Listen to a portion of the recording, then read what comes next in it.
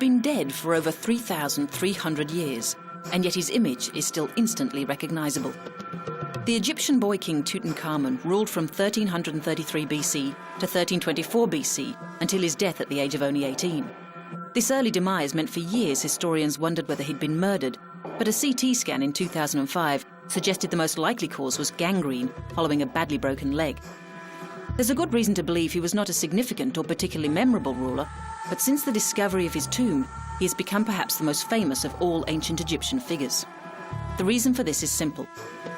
When British Egyptologist Howard Carter and his team entered the tomb in November 1922, they found it to be almost completely intact, one of the richest and best preserved sites ever uncovered in Egypt's Valley of the Kings. And in all likelihood, this was a direct result of Tutankhamun's fall from prominence. Sealed up and forgotten, the tomb had even suffered the indignity of having some workers' cottages constructed over its entrance. The excavation of the site was long and painstaking. It was 8 years until the last objects were removed from the tomb. Even today, there remain rumours of a curse attached to the site, with people taking a macabre delight in tales of early deaths suffered by those who entered the tomb. Research has indicated, though, that there is no statistical difference in dates of death between those in the original party who entered and those who did not. Indeed, most involved saw their 70th birthday. But why let truth get in the way of a good story? The history of the boy with the golden mask and the stunning artifacts found around him in death have now fascinated the world for nearly a century.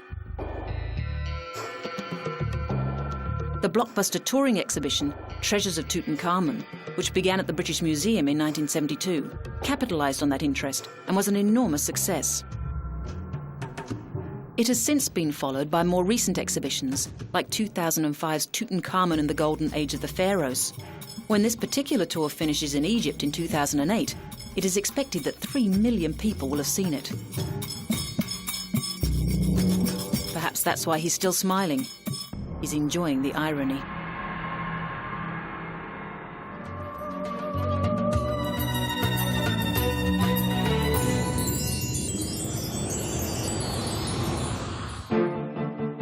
It wasn't just the place, but the day itself that was infamous for King Alexander I of Yugoslavia. Having had 3 of his family members die on a Tuesday, he usually made it a rule not to carry out any public functions on that day of the week. On Tuesday, the 9th of October 1934, however, the 45-year-old dictator was forced to make an exception. That was the day he arrived in Marseille in the south of France on the Yugoslav Navy destroyer, the Dubrovnik. He was making a state visit and hoping to strengthen an alliance between the two countries.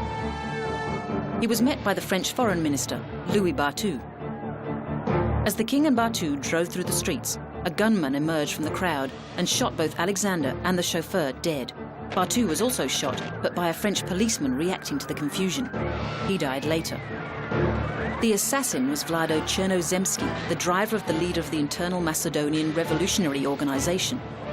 The remarkable footage of King Alexander's death, with the cameraman right on the spot as it happened, makes this one of the most historic early newsreels. And it wasn't only Alexander's death that was captured on film. His killer, Chernozemski, was cut down by the sword of a French mounted policeman. He was then attacked by the crowd and also killed. Alexander's body was returned home on the Dubrovnik. He was buried at the Memorial Church of St. George, which had been built by his father, before eventually being transferred to a mausoleum in Beograd, as his will stipulated. Yugoslavia was then ruled by a regent, Prince Paul, until the signing of the tripartite pact with the Nazi-led Axis powers in 1941.